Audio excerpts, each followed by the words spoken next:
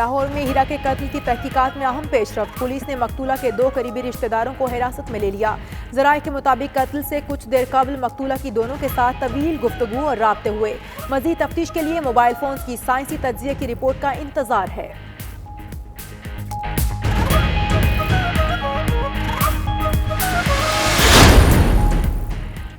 निमरता हलाकत case में Larkana police की बेहिसी की इंतहा। फिंगरप्रिंट से 1 माह बाद शनाख्त के लिए भिजवाने का इंकशाफ। गैर मयारी फिंगरप्रिंट्स के सबब किसी एक की भी शनाख्त ना हो सकी।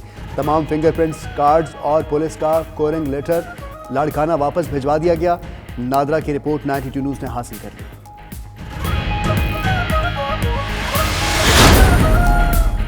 पीटीआई के खिलाफ ममनुआ फंडिंग केस में अहम पेशरफ्त। दरख्वास्त गुजार अकबर एस बाबर ने इलेक्शन कमीशन से खुद केस सुनने का मुतालबा कर दिया। स्क्रूटनी कमेटी से तमाम रिकॉर्ड मंगवाने की इस्तदा। उधर वजीर आजम के मुआविन खसूसी इफ्तिहार दौरानी का कहना है ममनुआ फंडिंग केस में कमेटी के दावों में सदाकत नहीं।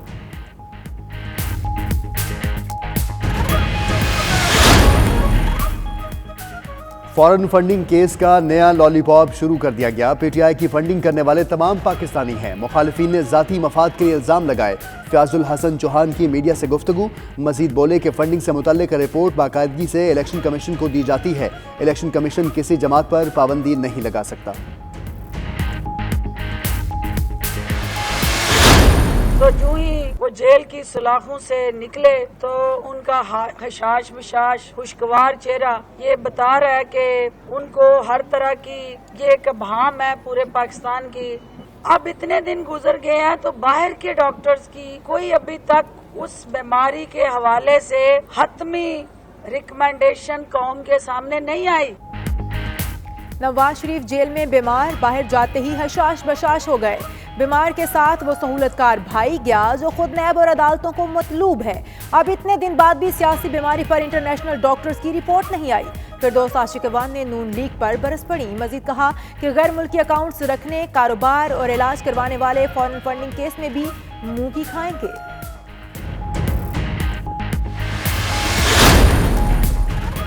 वज़ीर आज़म इमरान खान की एक बार फिर सोशल मीडिया पर अपनी मुआशी टीम की तारीफ। कहा कि रवा माली साल के 4 माह में करंट अकाउंट डेफिसिट खत्म हो गया और रुपए के कदर में इजाफा हुआ। वज़ीर आज़म की मुआशी टीम अपनी भरपूर कोशिशें जारी रखने की हिदायत।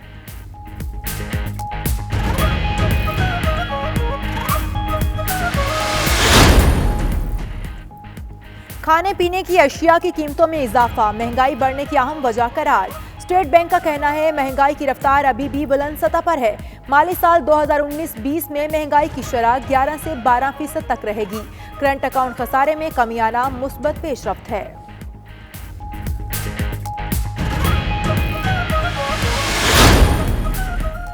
अमेरिका की नायब सेक्रेटरी एलिस वेल्स की सीपैक के खिलाफ हर्जा सराई। पाकिस्तान में चीनी सफीर याओ जिंग ने करारा जवाब दे डाला।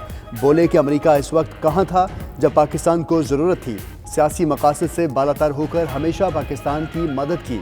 अदायगी का तकाजा ऐसे वक्त पर नहीं करेंगे जब पाकिस्तान के लिए मुश्किल हो।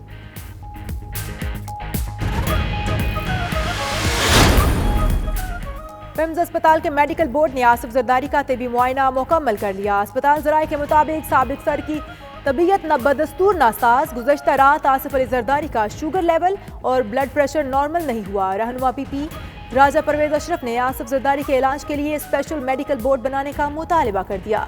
ज़ाती मौलज को भी शामिल किया जाए।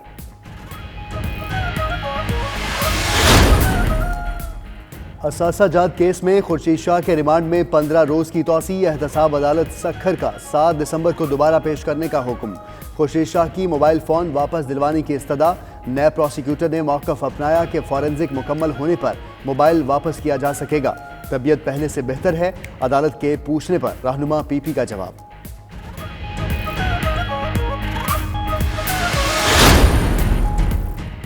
चीफ जस्टिस आसिफ सईद खोसा की सरबराही में पुलिस रिफॉर्म्स कमेटी का इजलास। सीनियर तरीन जज जस्टिस गुलजार अहमद की शिरकत। वफाकी सेक्रेटरी कानून डॉक्टर रहीम ऐवान, खसूसी कन्वीनियर्स के साथ 4 सूबों इस्लामाबाद और आज़ाद कश्मीर के आईजीज भी शरीक।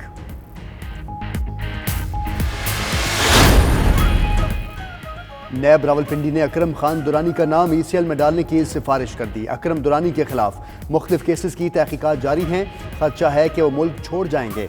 नाम ECL में डाला जाए, नैब का वजारत दाखिला को खत।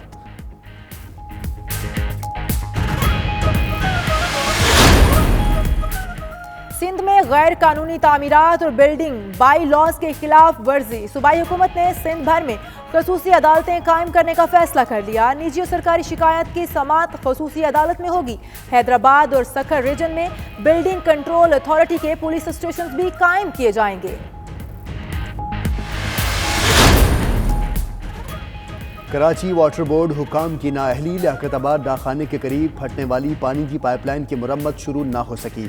हजारों गैलन पानी जाया, ट्रैफिक की रवानी भी शदीद मुतासर। ट्रैफिक पुलिस एहलकार सड़क पर ट्रैफिक की रवानी मामूल पर लाने के लिए कोशां, सड़क में फंसने वाला ट्रक निकाल लिया गया।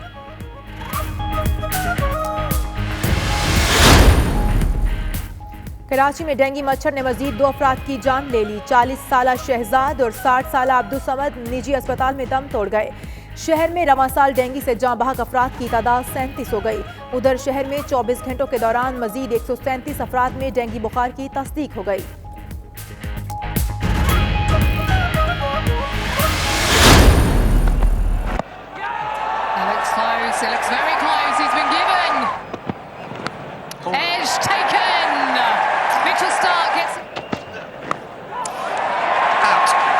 Steve Smith, you can't keep him quiet for too long. Brisbane test में कौमी टीम बेबस, शाहीनों पर इनिंग्स की शिकस्त के बादल मंडलाने लगे। दूसरे इनिंग्स में भी पाकिस्तान का टॉप ऑर्डर लड़खड़ा गया। 340 रन के खसारे में जाने वाली कौमी टीम 64 रन पर 3 विकेट से महरूम हो चुकी। तीसरे रोज खेल के अख्ताम पर पाकिस्तान ने 3 विकेट्स पर 64 रन बना लिए। बाबर आजम और शान मसूद कल दोबारा इनिंग्स का आगाज करेंगे।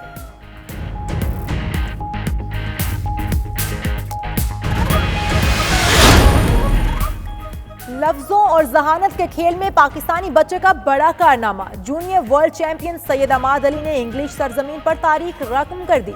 13 साला खिलाड़ी सीनियर के मुकाबलों के क्वार्टर फाइनल में पहुंच गया।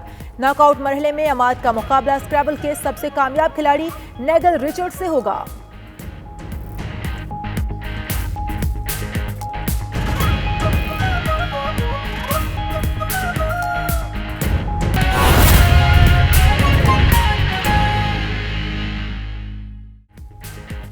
बिस्मिल्लाहिर्रहमानिर्रहीम, अस्सलाम वालेकुम। आप देख रहे हैं 92 न्यूज़ UK और मैं हूं मोहम्मद अहमद राना और मैं हूं इशाल सुलेमान। हेडलाइंस आपने जानी, अहम खबर यहां पर शामिल करेंगे। परवेज मुशर्रफ ने खसूसी अदालत के फैसला महफूज करने के खिलाफ लाहौर हाई कोर्ट से रुजू कर लिया है। परवेज मुशर्रफ की जानिब से दायर दरख्वास्त में हुकूमत, वजारत कानून, FIA और रजिस्ट्रार खसूसी अदालत को फरीक बनाया गया है। इसी पर बात करेंगे। शकील सईद हमारे साथ मौजूद हैं। शकील, बताएगा इस मुताल्लिक। जी बिल्कुल, साबिक सदर जनरल परवेज मुशर्रफ ने खसूसी अदालत के फैसला महफूज करने के खिलाफ हाई कोर्ट से रजू कर लिया है। दरखास्त में वफाकी हुकूमत, वजारत कानून और इंसाफ, FIA और खसूसी अदालत के रजिस्ट्रार को फरीक बनाया गया है। दरखास्त में कहा गया है कि खसूसी अदालत ने 19 नवंबर को मौक़िफ़ सुने बगैर गद्दारी केस का फैसला महफूज किया। बीमारी की वजह से बैरून मुल्क ज़ेरे इलाज हूँ, बीमारी की वजह से खसूसी अदालत में अपना मौक़िफ़ पेश नहीं कर सका। दरखास्त में इस्तदा की गई है सुप्रीम कोर्ट के फैसलों के मुताबिक केस को दोबारा समाअत शुरू की जाए। खसूसी अदालत का फैसला महफूज करने का हुक्म जो है वो मुअत्तल किया जाए और अदालत गद्दारी केस की समाअत तंदुरुस्त होने तक मुलतवी करने का हुक्म दे। दरखास्त में मज़ीद कहा गया है कि अदालत सेहत के तय्युन के लिए गैर जानिबदार मेडिकल बोर्ड तश्कील देने का हुक्म दिया जाए। ये दरखास्त ख्वाजा तारिक रहीम एडवोकेट की जानिब से दायर की गई है। जी बहुत शुक्रिया शकील सईद, इस मुताल्लिक आपने हमें अपडेट किया। और अब आपको खबर दें कि PSL 1 और PSL 2 में घपलों का इंकशाफ हुआ है। FIA ने एक बार फिर PCB से रिकॉर्ड तलब कर लिया है। 92 न्यूज़ के प्रोग्राम जवाब चाहिए में डॉक्टर दानिश ने ऑडिट रिपोर्ट में बेज़ाब्तियों का इंकशाफ किया था। कई बार तलब करने के बावजूद PCB ने रिकॉर्ड फराहम नहीं किया। FIA के ख़त का ये मतन और ख़त में PSL के तमाम एडिशंस की ऑडिट रिपोर्ट फराहम करने का भी मुतालबा कर रहा है। PCB PSL के तमाम एडिशन से जुड़े अकाउंट्स की तफसीलात, मीडिया राइट्स का मुकम्मल रिकॉर्ड भी तलब किया गया है। इसी पर 92 न्यूज़ के senior anchor person doctor Danish से बात करते हैं। डॉक्टर दानिश साहब, रिपोर्ट आपके सामने है और आपने इनका इंकशाफ भी किया और वो तमाम घपलों पर आपने बात भी की। अभी तक कोई जवाब सामने नहीं आ रहा, कुछ ना कुछ तो गड़बड़ है, मामला क्या है? देखिए, ये जो PSL 1 PSL 2 2000 17-18 का ये ऑडिट थी, स्पेशल ऑडिट रिपोर्ट थी, जिसके सिलसिले में 19 अरब रुपए की जो है वो घपले थे, 19 अरब रुपए के करप्शन थी। और ये 92 चैनल को और जवाब चाहिए कि टीम को ये आपके क्रेडिट जाता है कि ये स्पेशल ऑडिट रिपोर्ट जो 19 अरब की घपलों की थी, करप्शन की थी, और जिसके ऊपर बड़े heavy auditor general of Pakistan ने जो है वो चार्जेस लगाए थे, वो सबसे पहले 92 चैनल ने जवाब चाहिए ने इसको मंजर आम पे लाए। पूरी रिपोर्ट बताई गई कि किस तरीके से और किस तरह ये घपला हुआ है। लेकिन इस सिलसिले में कोई आपके एहसान मानी साहब को बुलाया गया जो पीसीबी के चेयरमैन थे, या वहाँ की मैनेजमेंट को बुलाया गया, लेकिन वो नहीं आए, उन्होंने कोई जवाब नहीं दिया, खामोशी इख्तियार की हुई थी। और इस सिलसिले में जावेद बदर साहब हैं जो उन्होंने एक रिक्वेस्ट भेजी हुई थी FIA को, और उसमें उन्होंने 92 के जवाब चाहिए कि पूरी की पूरी रिपोर्ट और ऑडिटर जनरल ऑफ पाकिस्तान की स्पेशल रिपोर्ट FIA को दी कि आप इसके ऊपर कार्रवाई करें कि ये चैनल 92 पे जवाब चाहिए पे ये पूरी रिपोर्ट शाया हुई है और आपको ये रिपोर्ट नहीं दे रहे हैं। FIA उसके बाद एक्टिव हुई, खास तौर पे चेयरमैन या DG जो है आपके FIA बशीर मेमन साहब ने इस केस को टेकअप किया, क्योंकि 19 अरब का मसला है और PCB इसमें खामोशी इख्तियार की है। और एक और बात भी, इस रिपोर्ट के मंजर आम पे आने के बाद जो कि 92 चैनल के जवाब चाहिए ने सबसे पहले ये ब्रेक की थी, उसके बाद सुभान अहमद साहब जो इनके चीफ ऑपरेटिंग ऑफिसर हैं, वो भी जो मेन करप्शन में कहा जाता है, उन पर इल्जाम है कि ये मेन करप्शन के ये जो है वो फेस है, उन्होंने इस्तीफा दे दिया है। अब सवाल ये पैदा होता है कि ना एहसान मानी इसका जवाब दे रहे हैं, ना PCB की मैनेजमेंट इसका जवाब दे रही है, और ये साहब जो हैं जिन पर बराह रास्त और बहुत से अहम लोगों के ऊपर 19 अरब रुपए का जो है वो करप्शन के इल्जामात हैं। और FIA बशीर मेमन साहब ने केस को टेकअप किया, एक दयानतदार काबिल आदमी है, और जिनके आपने लेटर आपने दिखाया होगा कि अब इस केस में बहुत तेजी आ गई है, और उन्होंने कहा है कि अगर आपने अब हमें ये सारी चीजें नहीं दी तो आपके खिलाफ यकतरफा कार्रवाई होगी। सही। 92 न्यूज़ के प्रोग्राम जवाब चाहिए जो कि डॉक्टर दानिश साहब जिसको होस्ट करते हैं, 19 अरब का मामला जिसकी निशानदही की गई, पाकिस्तान क्रिकेट बोर्ड इंतजामिया की जानिब से मुकम्मल खामोशी है, ताहाल कोई जवाब नहीं दिया गया। डॉक्टर दानिश साहब हमारे साथ मौजूद थे, सर आपका बहुत शुक्रिया। एक तरफ तो सीनियर टीम मुश्किलात का शिकार है, लेकिन पाकिस्तान एमर्जिंग टीम ने एमर्जिंग एशिया कप का टाइटल अपने नाम कर लिया है। ढाका में खेले गए फाइनल में बांग्लादेश को 77 रन से शिकस्त, 300 रन के जवाब में बांग्लादेशी टीम 224 रन बना सकी है। आपको हम खबर दे रहे हैं, सीनियर टीम तो मुश्किलात का शिकार हो गई, लेकिन पाकिस्तान एमर्जिंग टीम ने एमर्जिंग एशिया कप का टाइटल अपने नाम कर लिया है।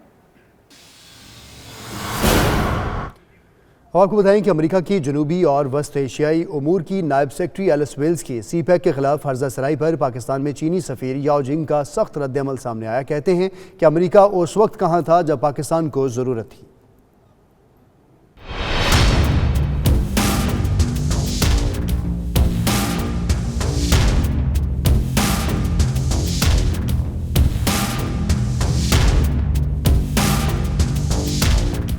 शहद से मीठी और हिमालय से ऊंची पाक चीन दोस्ती अमेरिका की आंखों में खटकने लगी। चीन के पाकिस्तान में अहम तरीन मंसूबे CPEC पर अमेरिका की जनूबी और वस्त एशियाई अमूर की नायब सेक्रेटरी एलिस वेल्स की शदीद तनकीद पर पाकिस्तान में चीनी सफीर याओ जिंग ने करारा जवाब दे डाला। चीनी सफीर याओ जिंग ने गुज़श्ता रोज एक तकरीब में कहा कि CPEC पाकिस्तान और चीन दोनों के मफाद में है और दोनों ममालिक में मीडिया को CPEC के हवाले से मनफी प्रोपेगेंडे का मुकाबला करना चाहिए। चीनी सफीर का कहना था कि चीन ने सियासी मकासद या मखसूस हुकूमतों से बालातर होकर हमेशा पाकिस्तान की मदद की है और कभी भी ऐसे वक्त पर पाकिस्तान से अदायगी का तकाजा नहीं करेंगे जब ऐसा करना पाकिस्तान के लिए मुश्किल हो। दूसरी जानब ये IMF है जिसकी कर्जों की अदायगी का सख्त निजाम होता है। चीनी सफीर ने अमरीकी किरदार पर सवाल उठाते हुए कहा, जब 2013 में पाकिस्तान में तवानाई का शदीद बहरान था और चीन मुल्क में पावर प्लांट्स लगा रहा था तो इस वक्त अमरीका कहाँ था। उन्होंने कहा कि अमरीका ने पाकिस्तान को इमदाद अपनी सियासी तरजीहात की बुनियाद पर मुअत्तल क्यों की है। चीनी सफीर ने एलिस वेल्स के इस इल्जाम पर कि CPEC पैक मंसूबे पाकिस्तानियों के लिए नौकरियां नहीं पैदा कर रहे, के जवाब में कहा कि चीनी प्रोजेक्ट्स में अब तक 75,000 पाकिस्तानियों को नौकरियां मिल चुकी हैं।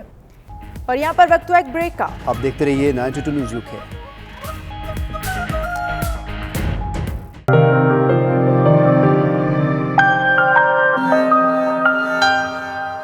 लुटन के नवाही टाउन मेल्टन केंस में फलाही तंजीम के ज़ेर एहतमाम पाकिस्तान भर में यतीम और गरीब बच्चों की तालीम और फलाह बहबूद के लिए चैरिटी डिनर का एहतमाम किया गया, जिसमें लेजेंड अदाकार सोहेल अहमद ने खसूसी शिरकत की। तफसीलात चौधरी निसार की इस रिपोर्ट में देखिए। लुटन के नवाही टाउन मेल्टन केंस में फलाही तंजीम गजाली ट्रस्ट के ज़ेर एहतमाम चैरिटी डिनर का एहतमाम किया गया, जिसमें पाकिस्तान के नामवर अदाकार सोहेल अहमद ने फंड रेजिंग की। उनका कहना था, तालीम किसी भी मुआशरे में रीढ़ की हड्डी की हैसियत रखती है, हमें मिलजुल कर उसके लिए काम करना चाहिए। तालीम जो है वो मेरा ख्याल है सबसे अहम इशू है। हर चीज़ जो है वो अहम होती है अपनी जगह पे, मगर जो तालीम है उसके हवाले से हम देखते हैं कि हमारे चूँकि ज़्यादा पॉपुलेशन दूर दराज के इलाकों में रहती है, गांव कस्बे छोटे छोटे, वहाँ पे तालीम का और तालीम दानों का वहाँ पे पहुँचना मुश्किल है। ना कोई कमर्शियल पॉइंट ऑफ व्यू से जाता है, ना ही गवर्नमेंट की उस तरफ तवज्जो होती है। चूँकि छोटे छोटे कस्बों में 60-60, 70-70 बच्चे जो हैं वो उनके लिए एक बिल्डिंग तैयार करना और वहाँ पे तैनात करना एक पूरे हमले को और स्कूल के सेटअप को, वो ज़रा नहीं इतनी अहमियत इनकी नज़रों में, जबकि होनी चाहिए। तकरीब में फलाही तंजीम के ज़ेर इंतज़ाम 700 तालीमी इदारों के हवाले से एक खसूसी डॉक्यूमेंट्री भी दिखाई गई। एक बहुत ही बैकवर्ड जैसे आप कह सकते हैं उस तरह का गाँव था, जहाँ पे कोई फैसिलिटी आपको नहीं मिल सकती किसी भी किस्म की।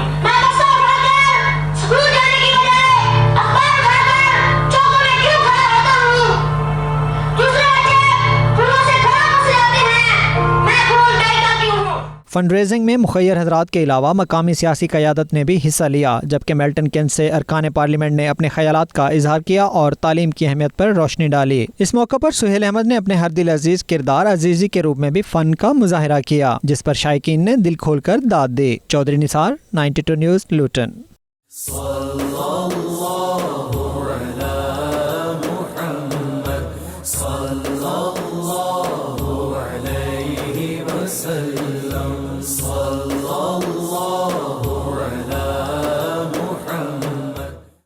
जामिया मस्जिद हारूनिया आलम रॉक के ज़ेर एहतमाम ईद मिलाद नबी सल्लल्लाहु अलैहि वसल्लम का सालाना मरकज़ी जुलूस बरामद हुआ, जिसमें बड़ी तादाद में आशिकान रसूल सल्लल्लाहु अलैहि वसल्लम ने शिरकत की। जुलूस मुख्तलिफ रास्तों से होता हुआ वापस जामिया मस्जिद हारूनिया में इख्तिताम पजीर हुआ। तफसीलात आबिद काज़मी की इस रिपोर्ट में जानिए।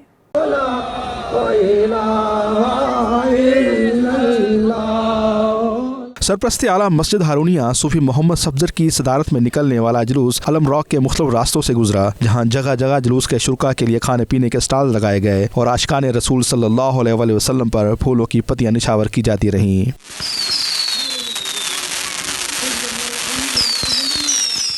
इस मौके पर रज़ाकारों की बड़ी तादाद ट्रैफिक को कंट्रोल करने के लिए तैनात की गई। आशिकान रसूल सल्लल्लाहु अलैहि वसल्लम बुलंद आवाज में नबी रहमत सल्लल्लाहु अलैहि वसल्लम की बारगाह में दरूद सलाम के नज़ारे पेश करते रहे और अल्लाह अकबर के फलक शगाफ नारे लगाते रहे। नारे तकबीर, नारे रिसालत। इस मौके पर सूफी सफदर हाजी राजा जवेद समेत दीगर शख्सियात ने 92 न्यूज़ से गुफ्तगू करते हुए कहा कि आप सल्लल्लाहु अलैहि वसल्लम तमाम जहानों के लिए रहमतुल आलमीन बनकर आए। अपने आका सल्लल्लाहु अलैहि वसल्लम की आमद का जश्न मनाना किसी भी मुसलमान के ईमान की पुख्ता होने की निशानी है। शुरका का कहना था कि उन्हें जो कुछ मिला है वो आका सल्लल्लाहु अलैहि वसल्लम के वसीले से ही मिला है। नबी सल्लल्लाहु अलैहि वसल्लम का मोहब्बत भरा जुलूस जा रहा है।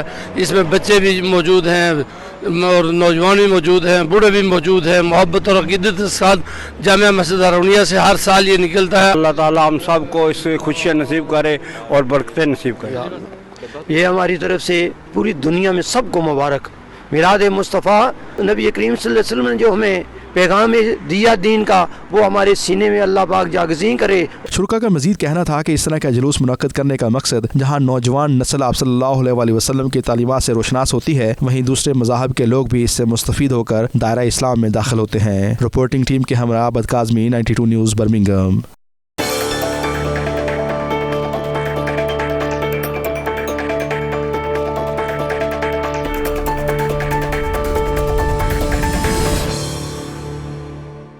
अमेरिका को सीपैक मंसूबा किसी तरह हजम नहीं हो रहा।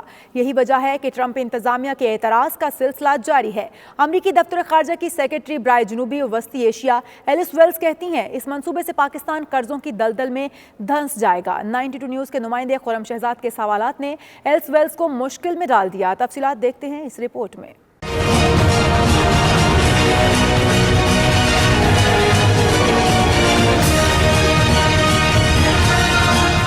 अमेरिका पाकिस्तान को सीपैक से पीछे हटने के लिए लालच देने लगा। कहा जा रहा है कि अमेरिका के पास पाकिस्तान के लिए इससे अच्छा प्लान मौजूद है। वाशिंगटन में होने वाली एक तकरीब में अमेरिकी दफ्तर खारजा की secretary south and central Asia Alice Wells ने भी सीपैक मंसूबे पर तनकीद की। उन्होंने कहा अमेरिका ने पाकिस्तान को खबरदार किया है कि चीन पाकिस्तान इक्तसादी राहदारी मंसूबे से चीन को तो फायदा पहुंचेगा, लेकिन पाकिस्तान को तवील उल मुद्दती मुआशी नुकसान हो सकता है। एलिस वेल्स का मजीद कहना था कि सीपैक को चीन और पाकिस्तान गेम चेंजर करार दे रहे हैं, लेकिन इससे सिर्फ चीनी मफादात का तहफ़्फ़ुज़ होगा। अमेरिका के पास इससे बेहतर इक्तसादी मॉडल मौजूद है। इस मौके पर वहाँ मौजूद 92 न्यूज़ के नुमाइंदे खुरम शहजाद ने एलिस वेल्स के तनकीदी रवैये के जवाब में सवालात किए, जिस पर एलिस वेल्स मुश्किल में पड़ गईं। नुमाइंदा 92 न्यूज़ का कहना था कहीं अमेरिका इसलिए सीपैक से खाइफ तो नहीं कि चीन पाकिस्तानी समुद्री रूट्स भी इस्तेमाल करेगा।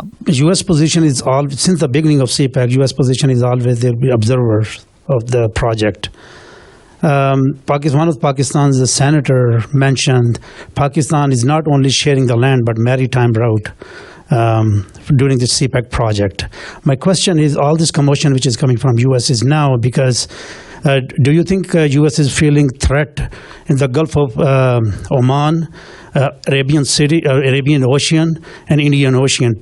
US is having a threat of losing its primacy in that region.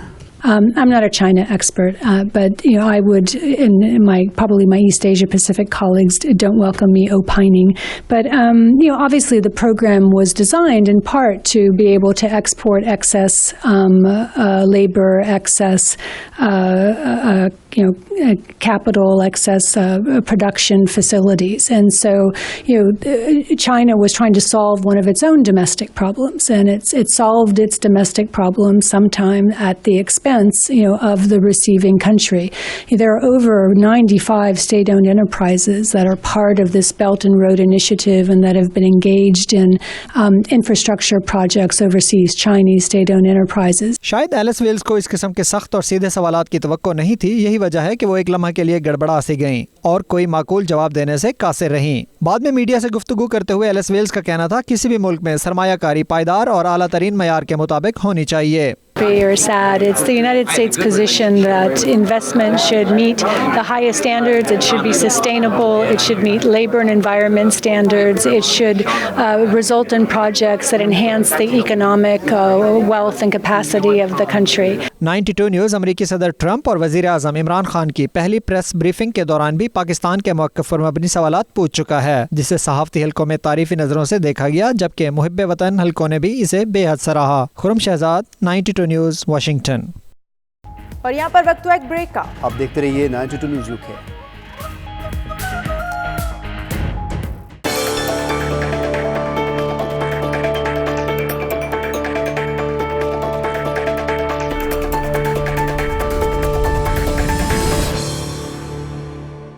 Pakistan से सरकारी स्कूलों के टीचर्स अमेरिका पहुंच गए हैं, जहां वो अमेरिकी निज़ाम तालीम का मुशाहिदा कर रहे हैं। पाकिस्तानी टीचर्स के इस दौरे का अहवाल बता रहे हैं वाशिंगटन से खुरम शहजाद अपनी इस रिपोर्ट में।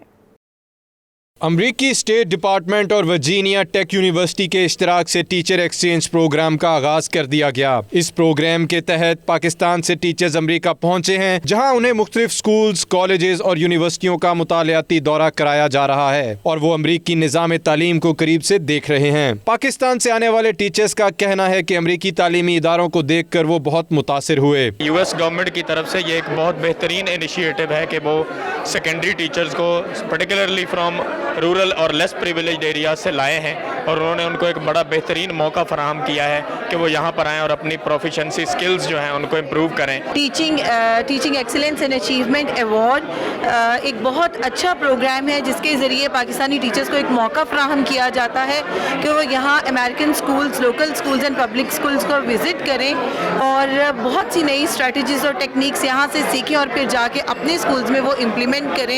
ये एक बहुत बड़ा और बहुत अच्छा मौका है। हमने क्लास ऑब्जर्वेशन यहाँ पे की है है। और यहाँ पे हमने ये देखा है कि जो बच्चे हैं वो अपने मुल्क से बहुत ज़्यादा मोहब्बत करते हैं। बुनियादी सी चीज़ें हैं जो वो बहुत ज़्यादा उस पर इम्प्लीमेंट करते हैं, कानून की पासदारी करते हैं। और ये सारा कुछ एकेडमिक्स नो डाउट इनकी बहुत अच्छी है, लेकिन हम ये चाहते हैं कि एकेडमिक्स के साथ साथ बच्चों को जो मॉरल वैल्यूज़ हैं उसमें सिखाया जा सके। बहुत ही अच्छा एक्सपीरियंस रहा। और जब हम वापस जाएंगे अपने स्कूलों में, जो चीज़ हमने यहाँ नई चीज़ें, नई टेक्निक्स, मैं ये नहीं कहूँगा कि हम जाके एक रिवोल्यूशन लाएंगे, हम कुछ ना कुछ यहाँ से जो हमने सीखा है वो अपनी क्लास में इम्प्लीमेंट कर सकते हैं। प्रोग्राम में हमने डिफरेंट किस्म की टीचिंग टेक्नोलॉजीज सीखी हैं, टीचिंग मेथडोलॉजी सीखी है कि जिनमें हम अपनी मुल्क में जो हमारे एक स्कूल में बड़ी बड़ी क्लासेज होती हैं उनको टेक्नोलॉजी की मदद से कैसे पढ़ाया जाएगा। और ये है कि हम अपने बच्चों में कोऑपरेटिव लर्निंग एनवायरनमेंट किस तरह क्रिएट कर सकते हैं। तो इस किस्म की टेक्निक जो है वो हमने इधर सीखी हैं। मैं समझता हूँ कि ये जो हमें यहाँ पे 28 टीचर्स को बुलाया गया है फंडेड प्रोग्राम के ज़रिए, तो ये उस गैप को ब्रिज करेगा और हम इंशाल्लाह बहुत बड़ा चेंज लाएंगे अपनी कम्युनिटी में। Over here, spending 6 weeks in America was really great experience for me. I really learned so many things. I got to meet so many good Americans, and when I will go back, so I will take back so many good memories with me. 6 हफ्तों का cultural development programme था और इसमें हमारे 3 prospective में हमें helpful है ये हमारे लिए। सबसे पहली चीज़ तो ये थी कल्चरल एक्सचेंज प्रोग्राम था, और इसका जो दूसरा प्रोस्पेक्टिव था ये होता है प्रोफेशनल डेवलपमेंट, ये क्लासरूम मैनेजमेंट, उसके अलावा करिकुलम के बारे में, अमेरिकन स्कूल सिस्टम कैसे हैं। इसमें हमने बहुत सारी यूनिवर्सिटीज़ का विज़िट किया, स्कूल, पब्लिक स्कूल्स का, कम्युनिटी स्कूल का विज़िट किया कि यहाँ का एजुकेशन सिस्टम कैसा है और हम इसको कैसे इम्प्लीमेंट कर सकते हैं पाकिस्तान में। यहाँ की जो चीज़ें सबसे ज़्यादा मुझे अच्छी लगी वो ये है कि यहाँ का इंफ्रास्ट्रक्चर, यहाँ के तमाम तर तालीमी इस्लाहात, तमाम तर किताबें, projectors, LED TVs, Google classroom, technology, gadgets, even यहाँ तक के क्रोम बुक भी अमेरिकन गवर्नमेंट बच्चों को प्रोवाइड करती है ताकि बच्चे घर से इतना टेंशन फ्री होके आए, रिलैक्स होके आए, आपके अपनी तालीम हासिल करें यहाँ पे। मेरी जो सर्विस है वो है शीन डिस्ट्रिक्ट में है, जहाँ पे मेरा स्कूल है वो है बोस्तान हाई स्कूल, जो कि 50 kilometre away from my home town. मुझे डेली 1 घंटा ट्रैवल करना पड़ता है वहाँ अपने स्कूल तक पहुँचने में, फिर वापस 1 घंटा ट्रैवल करना पड़ता है अपने घर तक पहुँचने में। तो ये जो 2 घंटे का मेरा सफ़र होता है वो जिसका सोल रीज़न ये है कि मैं उन रिमोट एरियाज़ में जाऊँ, उन बच्चियों को जो कि बहुत ही एक साइड पे है, जो कि अंडर प्रिविलेज्ड एरिया है, उनको सर्व करूँ, मेरी सर्विसेज वहाँ तक पहुँचे। वर्जीनिया टेक यूनिवर्सिटी का शुमार अमेरिका के बड़े तालीमी इदारों में होता है, जहाँ से फारिगुल तहसील तलबा कलीदी ओहदों पर काम कर रहे हैं। यूनिवर्सिटी इंतजामिया का कहना है वो पाकिस्तान जैसे तरक्की पजीर ममालिक में तालीमी मेयार बेहतर करना चाहते हैं। अमरीकी स्टेट डिपार्टमेंट और वर्जीनिया टेक यूनिवर्सिटी का टीचर्स एक्सचेंज प्रोग्राम काबिल सताइश है। इससे असातिज़ा नए तालीमी मेयार से रोशनास होंगे और वतन वापस जाकर नए जोशो जज्बे से कौम के ममारों को तालीम के जेवर से रोशनास करवा सकेंगे। Khurram Shahzad, 92 news, Washington. Muslim League Noon UAE की जानिब से मियां मोहम्मद नवाज शरीफ की जल्द सेहतयाबी के लिए खसूसी दुआया तकरीब का एहतमाम किया गया। तकरीब में मुस्लिम लीग के रहनुमाओं ने अपने कायद की सेहत के हवाले से नेक तमन्नाओं का इजहार किया। मज़ीद तफसीलात सैयद मुदस्सिर खुशनूद की इस रिपोर्ट में जानिए।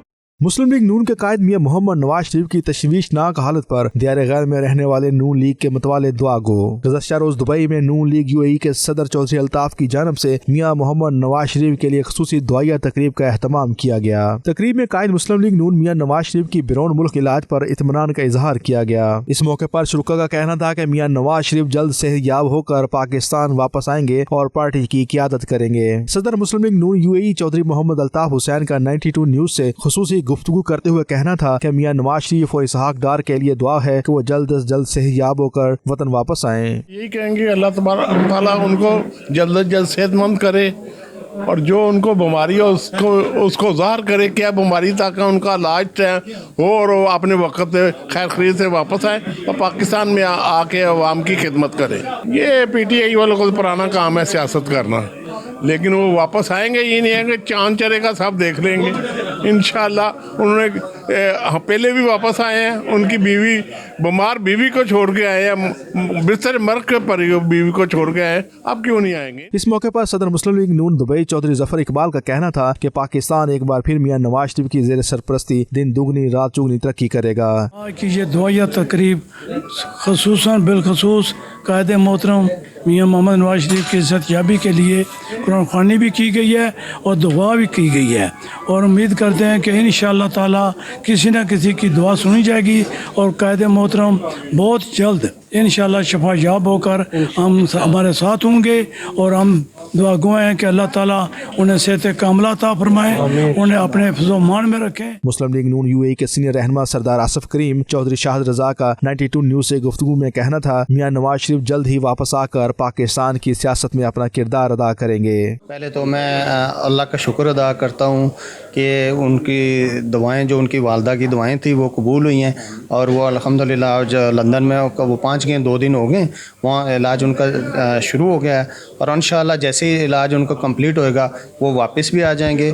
और वहाँ पे भी कारकुनों ने भी बड़ी सपोर्ट की है, और यहाँ पे भी आज जो चौधरी साहब ने ये प्रोग्राम रखा है, हम उनके शुक्रगुज़ार हैं कि ऐसा मौके पे उन्होंने मियाँ साहब की सेहत के लिए दुआ का प्रोग्राम रखा है, इसलिए हम उनका शुक्रगुज़ार हैं। मियाँ साहब की जो जीत है वो हमारी नहीं, पार्टी की नहीं है, वो पूरे पाकिस्तान की जीत है, पहली बात। और दूसरी बात ये कि जहाँ तक आपका क्वेश्चन था यूथ के बारे में, यूथ तो देखें जी, हम लोग जो लोग हैं, हम लोग तो ऑलरेडी चूँकि हम पार्टी एफिलिएटेड लोग हैं तो हम तो मियाँ साहब के हक़ में ही हैं। असल जो क्वेश्चन है यूथ का इस वक्त वो ये है कि जो नॉन एफिलिएटेड यूथ थी, जो वो यूथ थी जो कि इमरान खान ने घरों से निकाली थी, जिनके बड़े मियाँ साहब के ही फॉलोअर्स थे, लेकिन इमरान खान ने लगी चुपड़ी बातें करके उनको अपनी तरफ माइल करने की कोशिश की, आज वो लोग भी ये कहते हैं कि लीडर वाकई ये है, अभी लीडर वाकई मियां नवाज शरीफ हैं। आज वो लोग भी ये बात कहते हैं कि यार हम लोगों ने इसको सपोर्ट किया, बड़ा गलत किया। दुआया तकरीब में चेयरमैन मुस्लिम लीग नून यूएई आरफ शेख, हाजी मोहम्मद नवाज, राजा अबू बकर चौधरी, खालिद बशीर, चौधरी गफार, डॉक्टर महबूब समेत अहम पार्टी रहनुमाओं और कारकुनों की बड़ी तादाद ने शिरकत की। कैमरा टीम के साथ सैयद मुदस्सर खुशनूर, दुबई, मुत्तहिदा अरब अमारात। जर्मन शहर बर्लिन के मेन टाउन हॉल में बैनुल मज़ाहब हमआहंगी के हवाले से एक कॉन्फ्रेंस का इनेकाद किया गया, जिसका मकसद मुख्तलिफ मज़ाहब के दरमियान पाई जाने वाली गलत फहमियों को दूर करना था, जिसमें मुख्तलिफ मज़ाहब के रहनुमाओं ने शिरकत की। तफसीलात रोहेल बेग की इस रिपोर्ट में।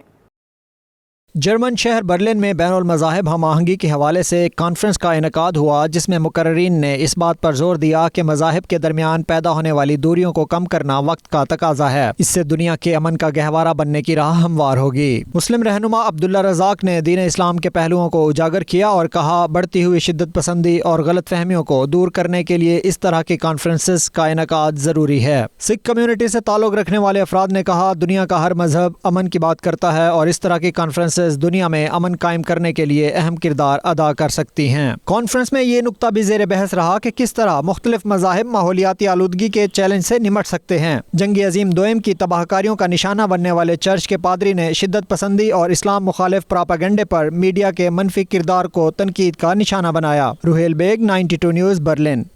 मलाइशिया के वज़ीर-ए-आज़म डॉक्टर महातीर बिन मोहम्मद ने पुत्राजाया में केएल समिट 2019 का बाकायदा रस्मी ऐलान कर दिया। केएल समिट की तकरीबात 18 दिसंबर से 21 दिसंबर तक कोलालमपुर के कन्वेंशन सेंटर में मुनक्किद की जाएंगी, जिसमें पाकिस्तान के वज़ीर-ए-आज़म इमरान खान, तुर्क सदर रजब तैयब एर्दोगान समेत दुनिया भर से 450 ममालिक के सरबराहान, दानिश्वर और स्कॉलर्स शिरकत करेंगे। मज़ीद तफसीलात जावेद रहमान की इस रिपोर्ट में जानिए।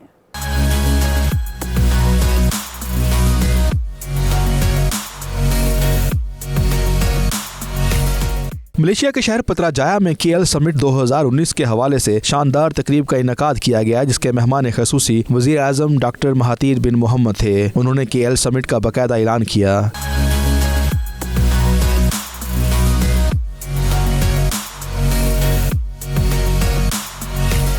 केएल समिट की स्विफ्ट लॉन्चिंग की तकरीब से खिताब करते हुए डॉक्टर महातीर मोहम्मद ने कहा कि यह इजलास मलेशिया समेत 5 ममालिक की सरबराही में किया जाएगा, जिसमें मुस्लिम दुनिया को दरपेश मसाइल की हकीकत समझने और उनका हल तलाश करने की कोशिश की जाएगी।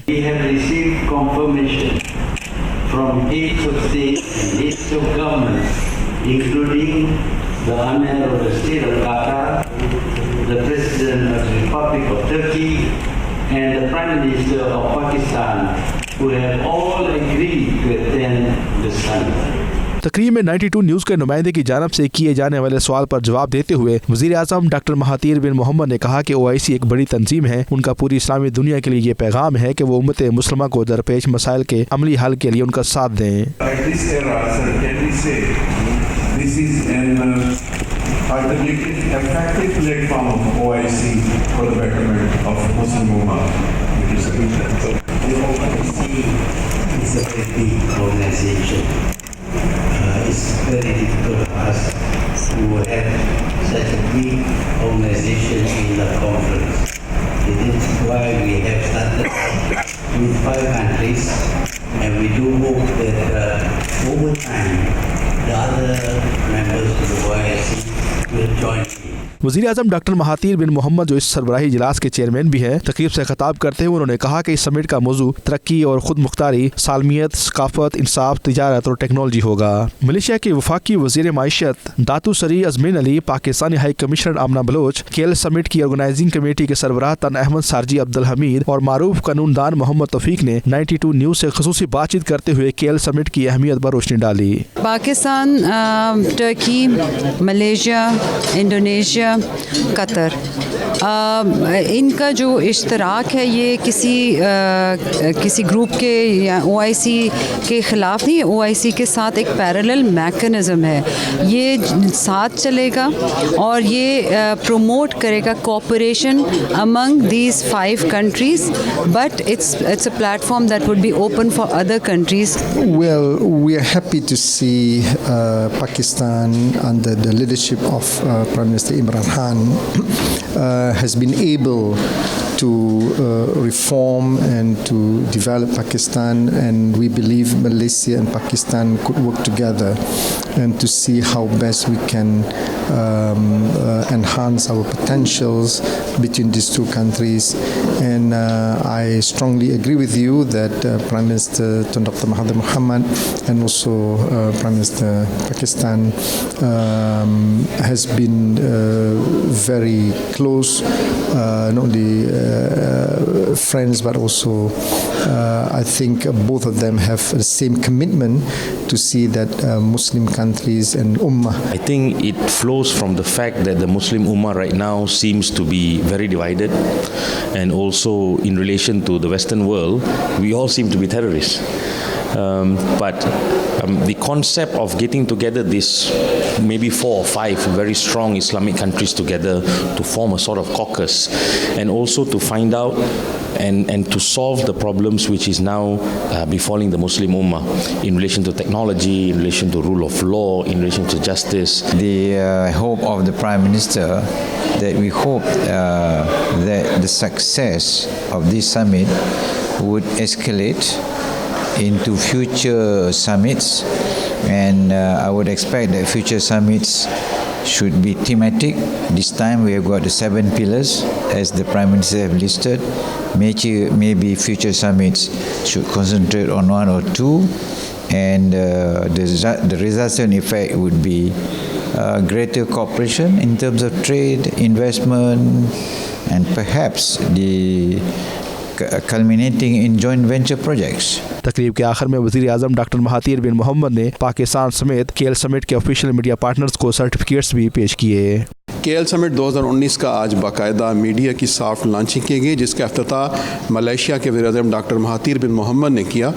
5 मुस्लिम ममालिक का ये इत्तेहाद यकीन किया जा सकता है कि मुस्लिम उम्मह की बेहतरी के लिए मौसर किरदार अदा करेगा। कैमरा टीम के साथ जावेद रहमान, 92 न्यूज़, पुत्राजाया, मलेशिया। और यहाँ पर वक्त हुआ एक ब्रेक का। आप देखते रहिए 92 न्यूज़ UK।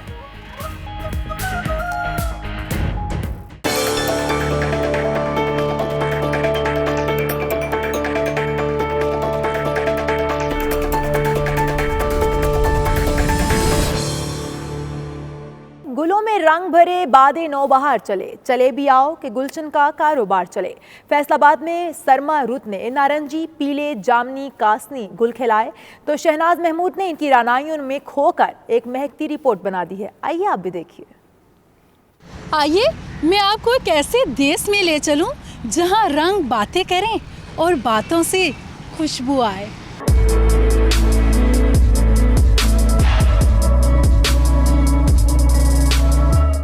मन महकता है किसकी खुशबू से, कौन रहता है फूल सा मुझ में। सरमा रुत में फैसलाबाद की शाहराहों पर खिले गेंदे के नारंगी, पीले और सुनहरी फूल कर रहे हैं ऐसी चमन आराई, गोया बहार आई। नाजुक पंख वाली तितलियां पंखड़ियों के हुस्ने बेपरवाह से मिलकर कर रही हैं सरगोशियां। किसी से तेरे आने की सरगोशी को सुनते ही मैंने कितने फूल तोड़े और अपने शॉल में रखे। सरमा रुत के खास गुल डेलिया, जिनके रंग बेशुमार, डालियां तो ऐसी कि परियां कतार अंदर कतार।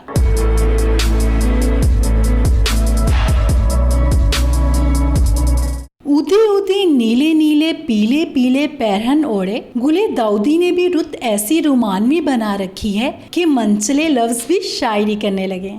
फूल ही फूल याद आते हैं आप जब भी मुस्कुराते हैं।